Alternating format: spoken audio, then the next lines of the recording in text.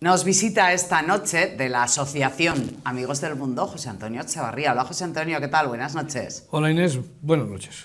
La pasada semana que íbamos a haber estado contigo, te cambiamos por irnos a Colindres directamente para hablar y hacer una previa de las fiestas de San Juan. Pero esta semana ya tenemos, venga, sección adelantada en un día, pero sección para hablar ¿de qué? Bueno, me has chivado el nombre, digamos, de la sección de hoy y me he quedado un poco alucinando. Pues sí, vamos a hablar del ataúd maldito. El ataúd maldito. Y otros vampiros. Vale. Bien.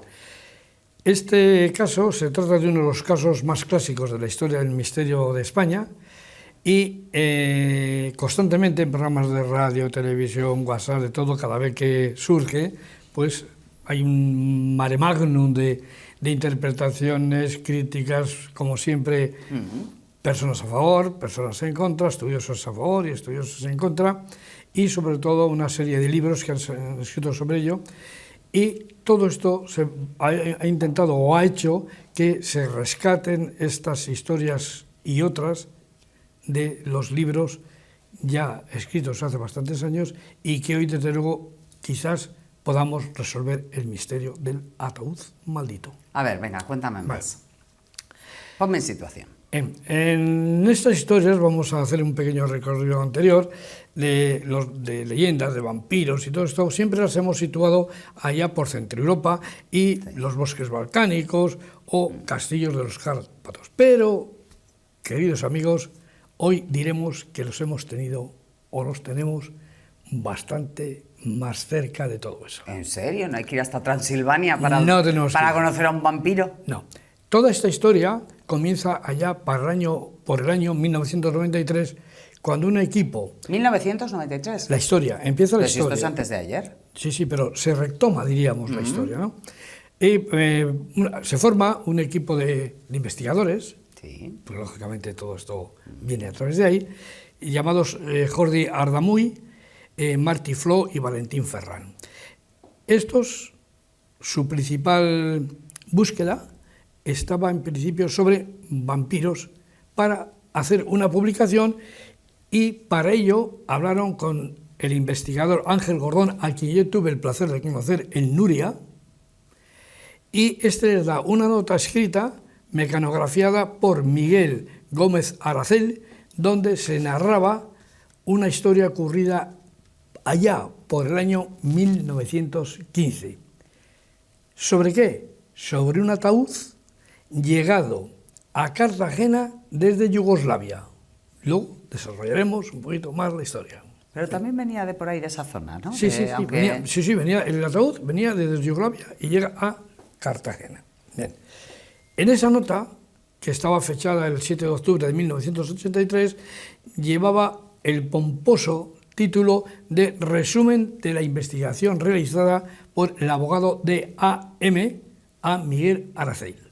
Bien, pues esta gente, esta nota estaba redactada o hacía referencia a las fechas entre el 1 y 6 de octubre de ese año 1983, y estos investigadores van a ver a este hombre, a Gómez Aracel, y cuando llegan le enseñan esta nota, ya muy antigua, de Ángel Gordón, y Aracel, muy cabreado porque les habían entregado una nota suya sin autorización, les despide de malas formas. Así, con cajas destempladas. Dice, todo lo que sé del asunto es lo que dice el papel, y no sé más. Entonces estos, en un principio, esta historia inicial termina en esta nota, fechada, como decíamos, en el año 1915, con la llegada al puerto de Cartagena de ese ataúd, diríamos que un ataúd típico, y allí quedó depositado durante bastante tiempo hasta que fue reclamado por un particular en La Coruña. ¿El ataúd? O sea, el ataúd viene de Yugoslavia a Cartagena. ¿Queda allí parado? Claro, pues nadie se hace cargo de él, queda ahí donde sea, en aduanas cartageneras. Sí. Y lo reclaman desde Coruña. Y luego lo reclaman desde Coruña. Lógicamente, tras las formalidades normales para hacer un traslado, este ataúd fue enviado por carretera en un coche de caballos en aquellos tiempos todavía. Cuidado que de Cartagena a Coruña hay un... Sí, hay un buen trecho. Y diríamos que, como tú bien dices, como hay un gran trecho, hay diferentes paradas. Y en estos días precisamente, ya se había hablado y se había producido una serie de ataques vampíricos en Alhama del Segura, Almería, Toledo, Santillana del Mar y Comillas. Todo esto, claro, será, no tengo yo ahora así como el mapa de las carreteras de España, pero esto será el camino de Cartagena. Ese era el recorrido que iba a hacer hasta llegar a La Coruña, que en La Coruña, por cierto, pues también se habían producido este tipo de ataques, ¿no? Santillana del Mar y Comillas. Perdón, Santillana del Mar y Comillas, sí. Aquí en casa. En Boros, que era un pueblecito de la provincia de Toledo, ya se había empezado a hablar del vampiro de Boros. Pero aquí, ¿qué fue lo curioso? Lo curioso es que cuando el ataúd llega a La Coruña, no se hace nadie cargo de él. Y automáticamente se vuelve otra vez a Cartagena. Y entonces en Cartagena había un noble serbio que con escasa situación económica y que fue el que se hizo cargo de este ataúd. Él se alojaba en una pensión de la calle Mayor de Alhama del Segura, el cual solamente se le veía por las noches. Bueno, según contó un anciano del pueblo, que aseguró conocer a otro aristócrata polaco, muy parecido al balcánico, y al parecer el polaco se esfuma al poco tiempo sin dejar ningún tipo de rastro, y igual que el servicio que tenía, y el ataúd fue enterrado allí en Cartagena, y alguien puso un nombre y unas fechas. Bueno, pues hasta ahí, digamos que una situación normal dentro de la normalidad. Normal, pero muchas vueltas había dado ya ese ataúd, pero claro, bueno. Claro. Bueno, esta historia ya era conocida por Gómez Alacil, que era de alguna forma, diríamos, el iniciador de todo este sentido, porque ya lo citaba él en uno de sus libros titulados Vampirismo, magia póstuma y de los no muertos. Bien. Eso se edita en Barcelona en el año 1986 y ahí se menciona un caso ocurrido, concretamente en Cartagena. Posteriormente, en el año 1992, en la revista Ritos, dirigida por este hombre, por Miguel Montero, resulta que contó la historia de unos investigadores, unos ocultistas, que se habían presentado en el año 1917 en Santander para hacer una invocación, una sesión de espiritismo aquí en Cantabria.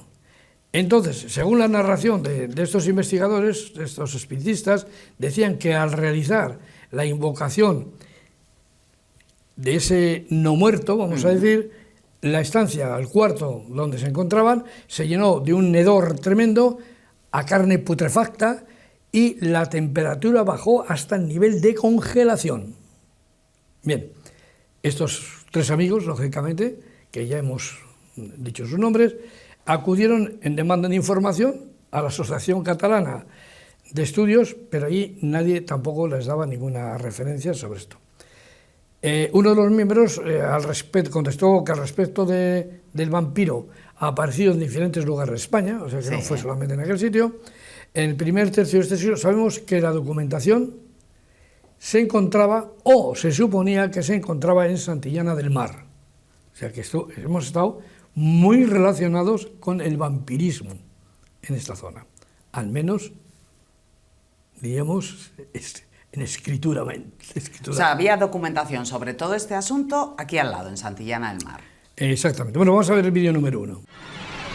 En 1917, en plena Primera Guerra Mundial, llegó al puerto de Cartagena un extraño ataúd procedente de Europa Central. En su interior yacía un cadáver embalsamado cuyo destino debería ser La Coruña.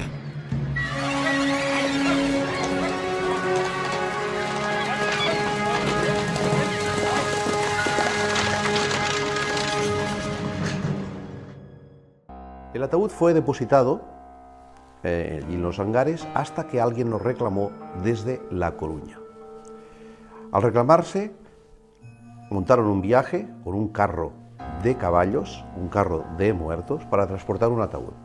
Un ataúd que atravesó toda España, de sur a norte. Y por donde pasó, por donde pernoctó, mejor dicho, fue creando o fue dejando una semilla vampírica, un germen vampírico. En su larga trayectoria macabra, el ataúd pasó por Alhama y Calasparra, en Murcia. De ahí siguió su camino hacia Borox, en Toledo, y luego hacia Santillana del Mar. Tenemos, José Antonio, un ataúd que llega desde Yugoslavia hasta Cartagena, que de Cartagena lo mandan a Coruña porque alguien lo habría reclamado en Coruña, pero luego en Coruña no lo recoge nadie y vuelve hacia atrás. Y entre medias tenemos documentación de todo esto que aparece aquí en Santillana. Supuestamente se pensaba que estaba en Santillana del Mar. Entonces estos tres amigos, estos tres investigadores, van a Santillana, revuelven allí, como vulgarmente se dice, Roma con Santiago, pero no encuentran nada. No aparece ninguna documentación. Vuelven otra vez estos hombres a, como decíamos, a la Asociación Catalana de Estudios, donde precisamente Gómez Aracil era el presidente de la asociación. Este hombre, que ya les había echado una vez con cajas templadas, les amenaza con deportarlos como vuelvan a molestarlos. Entonces, ¿estos qué hacen? Se olvidan de Gómez Aracil y se concentran en otro personaje, el que se hacía referencia en escrito, que era D.A.M. Y empiezan a buscar.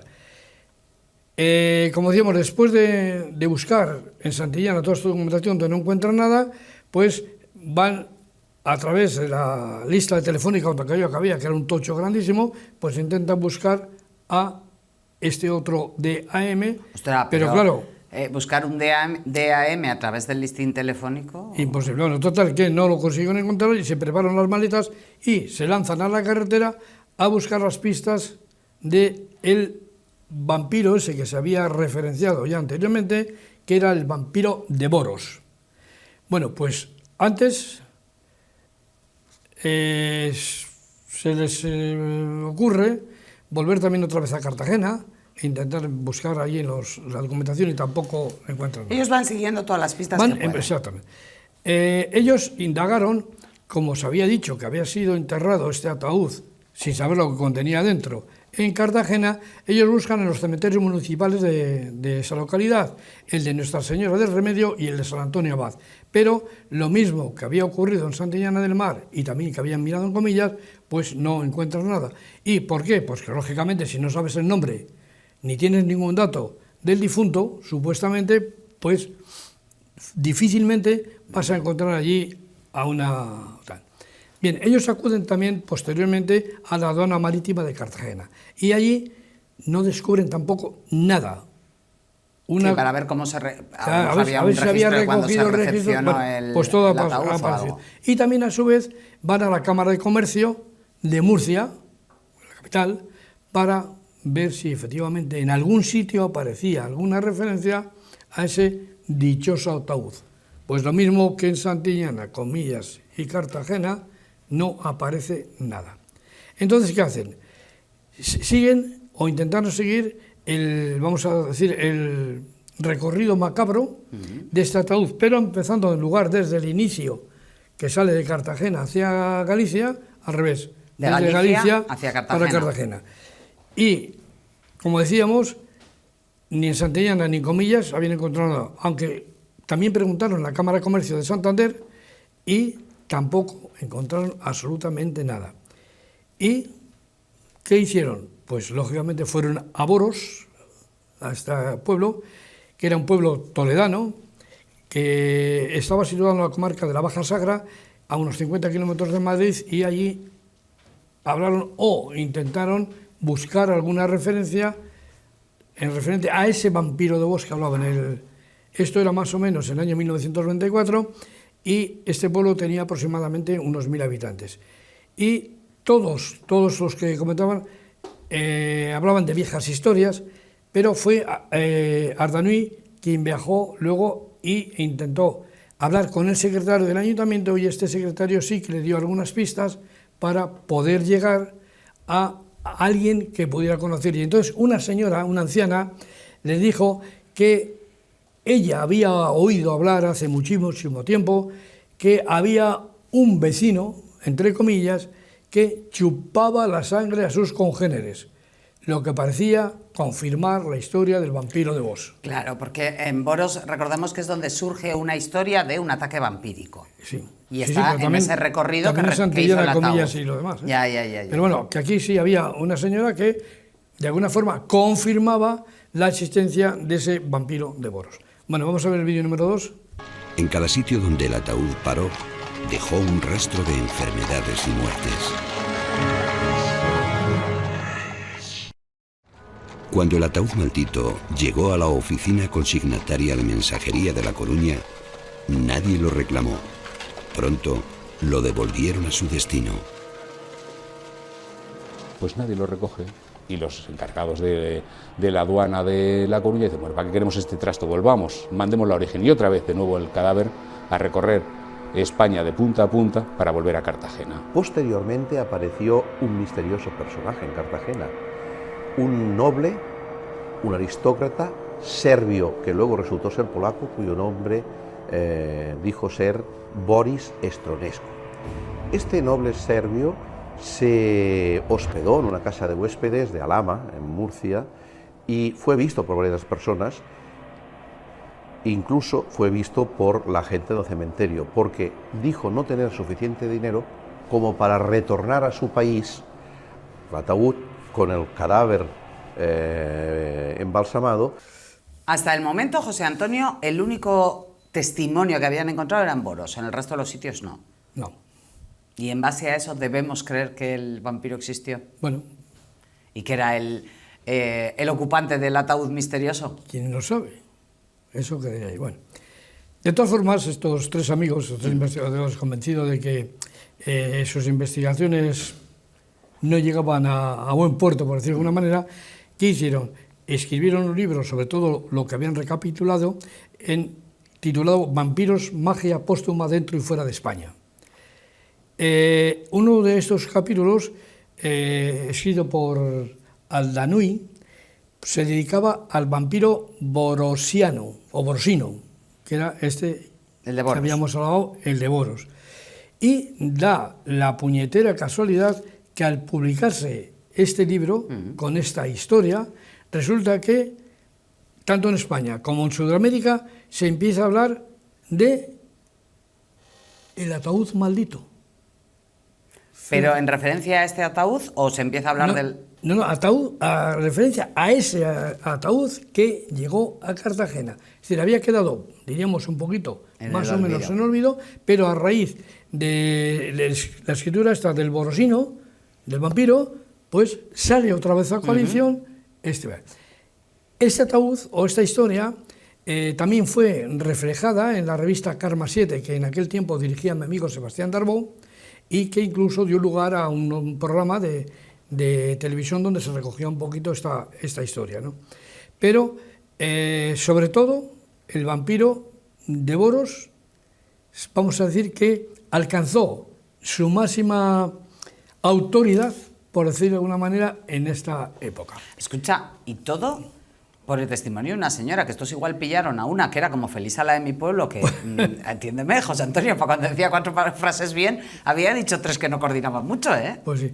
Pues mira, mientras tanto, otro de los componentes de este grupo, Montejo, intentó conocer al famoso DAM. Sí, saber a qué siglas correspondían, ¿no? Que lógicamente era uno de los que había participado en ese estudio primigenio, vamos a decir, de lo de esto. Entonces consiguió conocerlo gracias a Juan Carlos Menéndez, que era un experto en historia y leyendas sobre mundos subterráneos. Y el mencionado DAM, que por cierto era un abogado, en realidad se llamaba A.M. García. Y Montejo tuvo una muy buena relación posiblemente con este hombre, y después pues ya conocía la historia del famoso vampiro de Boros por haberla leído en trabajos de investigación de Luis García Champiñal. Este hombre se había interesado también por estos casos de vampirismo y sobre todo por el de Boros, que estaba a 50 kilómetros de Madrid. O sea, como hemos dicho, pertenecía a Toledo. y le contó cómo fue toda aquella más o menos historia. Este abogado explica que en el año 1983 había contactado con el famoso Gómez Aracil, quien había expulsado a estos otros amigos, y después de leer un artículo suyo en Karma 7, donde relata un viaje a Rumanía y donde iba tras las huellas de Valtepes, que fue el que dio lugar a la famosa figura del conde Drácula. Y yo creo que viene un poco por ahí toda la historia de esta relación vampírica que teníamos por aquí, ¿no? Se inicia entre ambos, entre Motejo, una buena, decíamos, Una amistad. una buena amistad y una buena relación, y García refirió a decir una que había leído hace mucho tiempo, que era un libro cuyo título no recordaba, basado en lo que recordaba y dándole visos de credibilidad, o sea, al famoso vampiro bosiano, ¿no? También le comentó, por si era de su interés, otra historia, entre comillas, vampírica, que era de Zarco y Amalia. Estos eran unos vecinos de dónde? Estos eran unos vecinos de Madrid, parece ser, que ellos estaban convencidos que este matrimonio, o habían investigado que este matrimonio, venido a menos, que no tenía de qué vivir, lo que hacían es vender su sangre, o sea, se habían hecho, por decir de alguna manera, donantes profesionales de sangre. Tales oyentes de esta historia eran un tal don Antonio, que era un profesor jubilado, y un escritor, y un quinqui llamado Román de Falso, y un tercero, el Gangrena, tipo de naturaleza enfermiza. O sea que mira qué cuadro de elementos se había juntado. Ay, José Antonio, es que me ha hecho mucha gracia. No, pues es que... el apodo, el Gangrena, con lo de naturaleza enfermiza. También me falta uno que era importante. No, que le habían puesto el de la enfermedad enfermiza se supone que era uno de los que recibía la visita vampírica. Vamos a empezar por ahí. Me ha hecho gracia. Bueno, pues ahora viene ese otro que te va a hacer todavía más gracia, que es que en la primera parte de ese relato que habían hecho aparece un tal Chancaichepa, que era un quinqui del barrio, quien, repasando su vida profesional, había sido marinero de un barco de turismo, había tenido mucho tiempo para leer y había estudiado mucho, leído mucho sobre el vampirismo.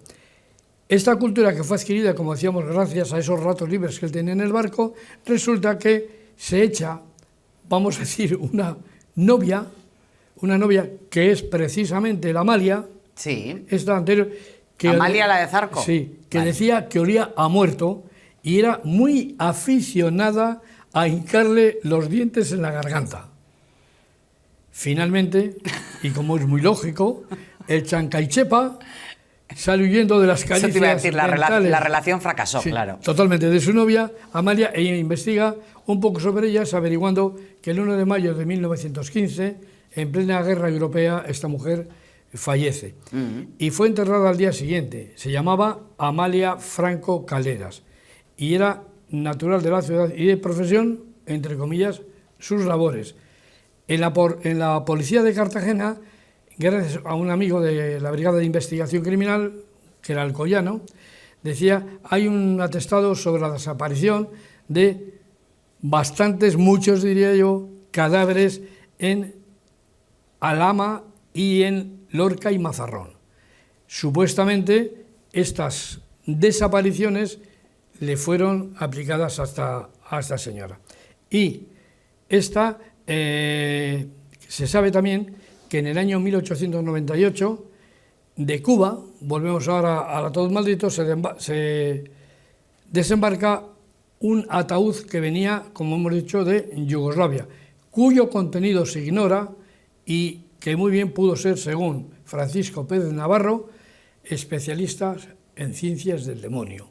Podía ser la semilla del vampiro que parecía extenderse desde La Coruña, un ramalazo señalándose casos de vampirismo en la provincia de Toledo, como hemos dicho, con el vampiro de Vos, mientras que por el norte se extendía una rama lateral hasta Santillana del Mar y Comillas. Vamos al vídeo 3.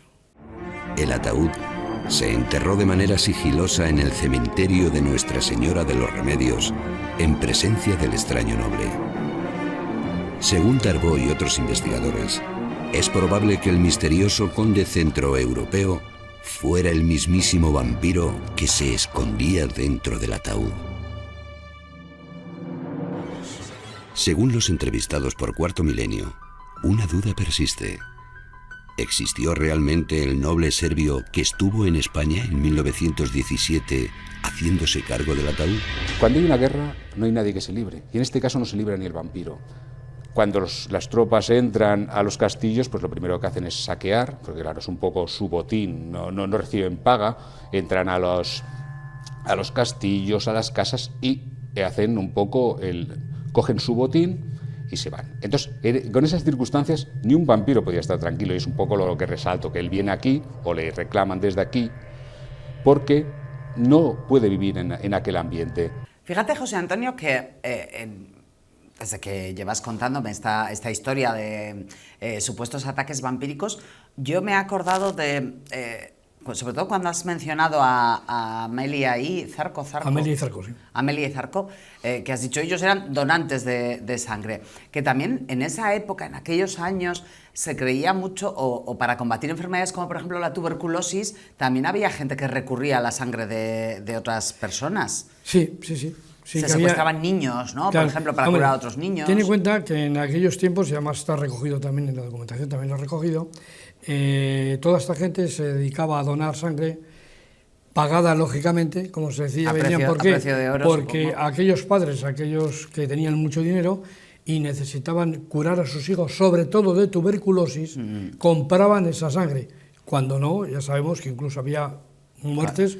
Cuando no secuestraban a un niño y arreando, sí. Les sacaban la sangre y se lo llevaban, ¿no? Entonces sí que era, diríamos, bastante normal la venta de sangre en aquella época, ¿no? ¿Volvemos a Santillana y a Comillas o ahí no hay ahora, donde rascar? de momento no. Ah, vale.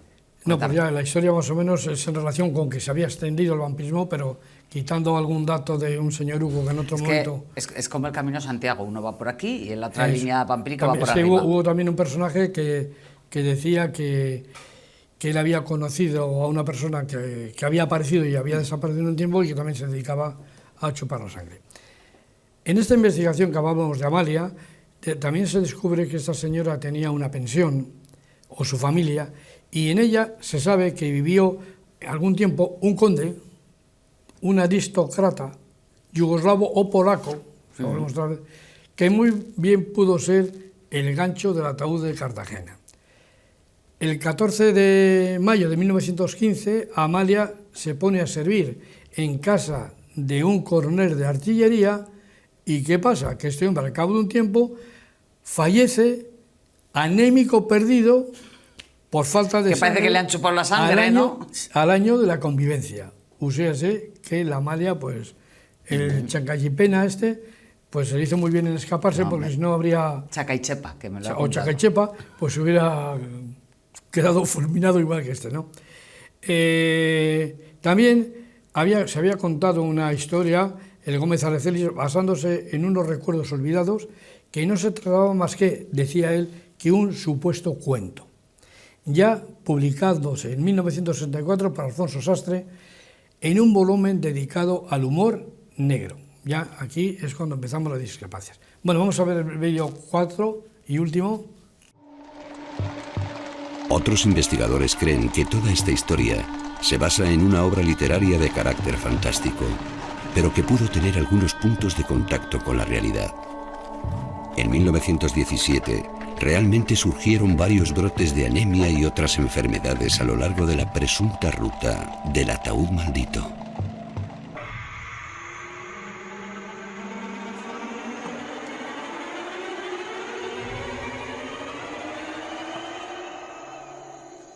La leyenda de los bebedores de sangre se extendió por aquella España sombría y profunda de 1917.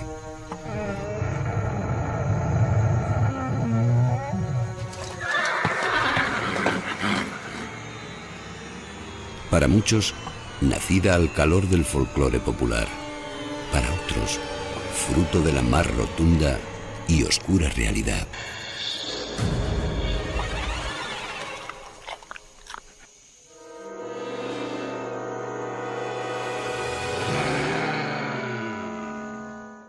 ¿Tú crees en los vampiros, José Antonio? A ver, yo sé que en Barcelona hubo en un tiempo un vampiro, del que me habló Sebastián Tarbó. Pensé que me ibas a hablar de la vampira del Raval, ¿te acuerdas cuando lo No, trajiste sí, aquí pero una bueno, noche? aquello, bueno, era otra historia, ¿no? Pero este sí, porque le entrevistó Sebastián en su día, lo que pasa es que este no vivía... ¿A un vampiro? Sí, sí, pero lo que pasa es que este no, no bebía sangre humana, bebía sangre de vaca. Y también se vestía auténtico como Eso es un vampiro. trastornadillo. Sí, le vi yo en... como Pero una se presentación. vestía tipo Drácula. Bela Lugosi haciendo de Drácula. Sí, sí, tipo Ay, la gente. Bien. Cuéntame. Ardanui y sus compañeros empezaron a ver que esto no se ajustaba mucho a la realidad y intentaron localizar al famoso Alfonso Sastre para que arbitrara la cuestión si era cierto o no era cierto. Sí, sí, formaba un poco parte de Eso. leyenda. Ya el hombre o... era ya muy mayor y consiguieron localizarle, y porque 6 años antes había reeditado un libro que había escrito que se titulaba Las noches lúgubres, y ahora ya lo había reeditado sin censura como tenía anteriormente. A ellos les sonaba todo esto un poco raro, porque entendían que, bueno, que no podía ser esa historia así tan fácil y sencilla como decir, oye, pues pim, pam, pum, ¿no? Y hablan otra vez del Chancaichepa y intentan normalizar a través de este hombre, a través de San Pérez, las notas, diríamos, sobre ese histórico personaje.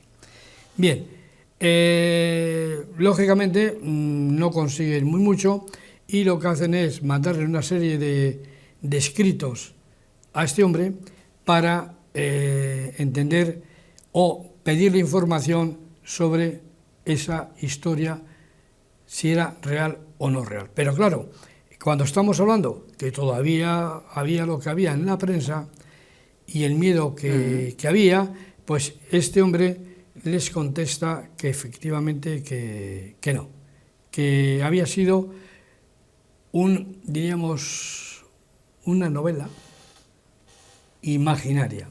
Y ya con eso dice cordialmente. Pero, vuelvo a repetir, ellos no quedan tranquilos porque la contestación que habían dado, el escrito, que había sido escrito de puño y letra, no se ajustaba a la forma de escritura de Sastre, por lo cual entendían que había sido falsificado. Una falsificación. Oh.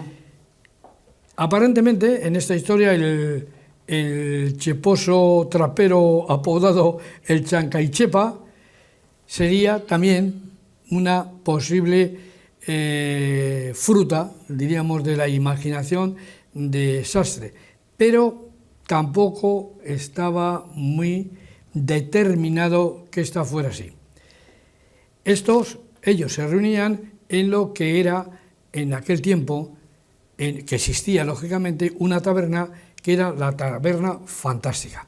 Pero, sí, Es así que se llamaba. O sea, en esta historia de José Antonio hay unos nombres maravillosos. En 1967. Fíjate, La Taberna Fantástica. La Taberna Fantástica. Y también había otra tasca por esa misma ¿Qué zona se llamaba?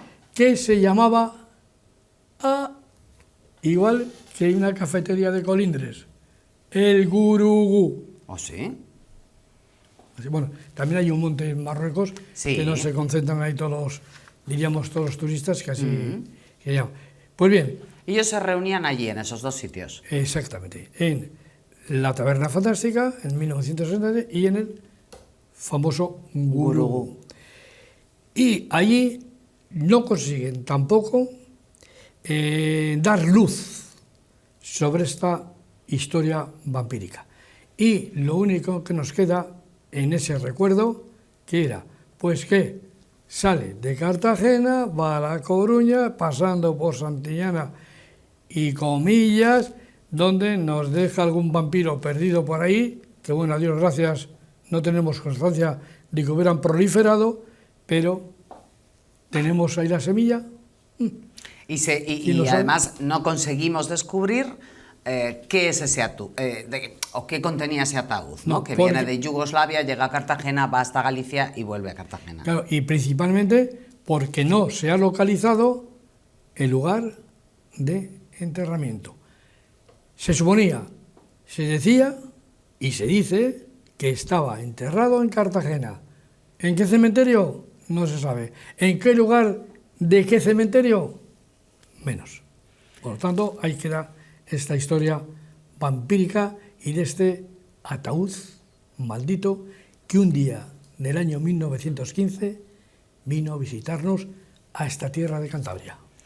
José Antonio Echevarría, Asociación Amigos del Mundo, mil gracias por haber estado este ratito esta noche con nosotros, un placer como siempre, pues aunque sí, sea pues, para hablar de vampiros. Bien, pues como siempre también decimos, oye, muchas gracias a la cadena, a 11TV, Y ahora bichear. darnos a conocer o permitirnos dar a conocer todas estas historias, que la gente investigue, que la gente estruje un poquitín el coco, aunque sea un poco esta historia entre sí y no, que oye, quizás con el tiempo alguien pueda averiguar que efectivamente ese ataúd está en el cementerio. Sobre todo si le da al primo de Drácula de salir alguna noche por Cartagena. Bueno, Esperemos que no. Si alguien descubre algo, que nos lo cuente, ¿eh? Bien, pues otra vez más, amigos, lógicamente ahí tenéis datos, buscarlos, analizarlos, estudiarlos y tomar vuestra determinación. La vuestra, no la de los demás, porque, como siempre decimos, el saber nos hará libres. Buenas noches y hasta el próximo día.